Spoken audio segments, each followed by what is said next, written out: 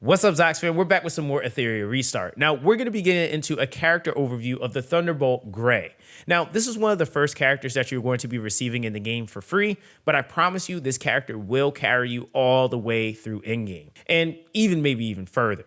Now, when we're looking at as to why, looking at the skill 1, you have the Electro Surge. So Gray infuses his weapon with lightning power and quickly assaults a single enemy, dealing 250% damage, and on a critical hit, he gains 25% strike prep. So the cool thing is that this is already further emphasizing you need crit, right? Now, when we look at the skill 2, the Thunderous Roar, Gray infuses lightning power into all of his allies, applying a 2-turn of crit rate up to them, and then he immediately gains an extra turn. So the cool thing to note about Gray is that his AI is always going to start off with his crit rate buff.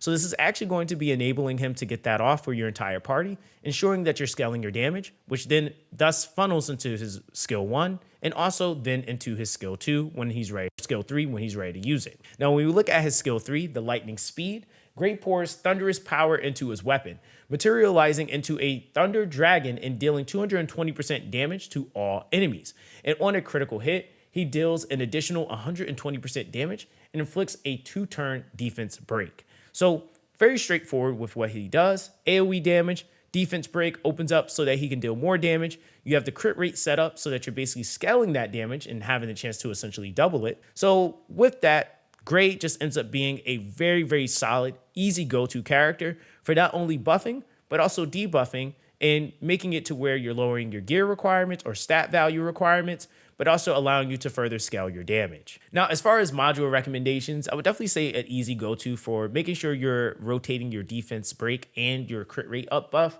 is going to be Swift Rush. On the 12 Matrix bonus, this is going to be giving you a speed value increase of 35%. You also have sets like Bramble that can be utilized, which gives you a defense increase of 10%. And then Animus has a 25% chance to counterattack with a basic attack when hit. Now, other sets that you can also take advantage of would be Onslaught. So Onslaught is going to be giving you an attack increase of 45% on a 12 Matrix bonus. Then as you start to kind of push and get access to more gear, you can definitely look at ones like Keen Eye. So Keen Eye is going to be giving you a crit damage increase of 18%. And the first 3 instances of damage dealt by the Animus during the turn are increased by 25%, 15%, and 5% respectively. You also are going to have the Harvest set, which is going to make it where you get an attack increase of 10%.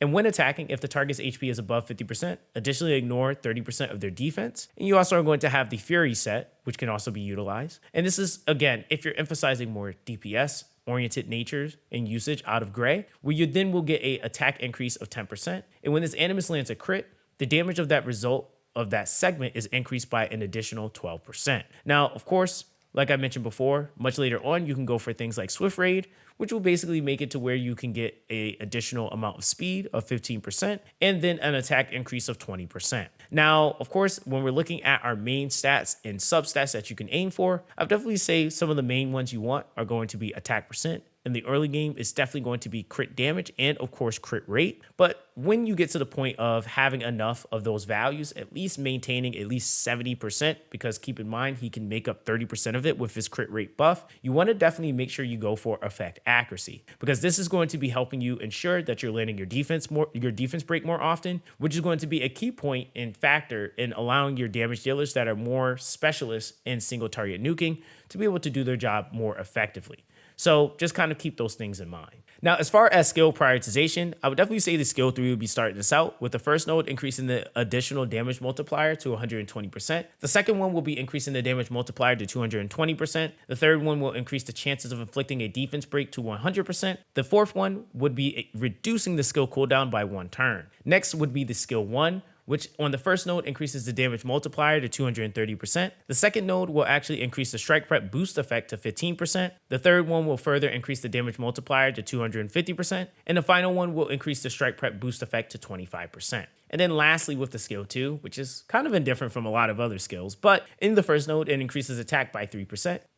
Second node actually increases attack by 3%. Third node increases attack by 3%, and the final one will then reduce the cooldown by 1 turn. Now, as far as shell recommendations, starting out in Jox, you're going to have the Agent Lizard, Buddha Panda, Twilight Knight, Golden Lion, Codex of Magic, White Fang. Now, of course, getting into our infamous pros and cons, when we're actually looking at the pros, some of the big things that he actually does is that that he gives an entire crit rate buff to his party, but it also seamlessly flows into a defense break. So it's going to allow him, with the extra turn that he gains, to not only be able to apply himself as a buffer and a debuffer, but also as a damage dealer. So you get a lot of value out of Gray. Now, the other thing is too, is that this lowers your stat requirement on your gear because he's giving you a 30% crit rate buff, which makes it much easier for you to hit those milestones of having enough crit rate to ensure that certain abilities are proccing. Now, also on top of that, he can push his own strike prep, which makes him extremely valuable because it also plays into the fact of him critting, which he already supplies himself anyway. Now, I would definitely say one of the biggest cons that you're going to run into with Gray is just simply put, he's squishy. Like, that's really honestly all that you're really going to be faced with him is that he's squishy. I mean, that's just kind of what happens when you're in the territory of being somewhat of a DPS or really a support DPS. So that's just kind of what it is. But other than that, Gray is an excellent character. And like I mentioned earlier in the video, he's going to carry you completely all the way to endgame. So with that all being said, I hope that this was able to give you some more insight on the Thunderbolt Gray. Again, guys, definitely let me know what you guys think in the comment section down below. And don't forget to like and subscribe for more amazing Etheria Restart content like this. So with that being said, everyone, stay blessed, and I'll catch you guys in the next one.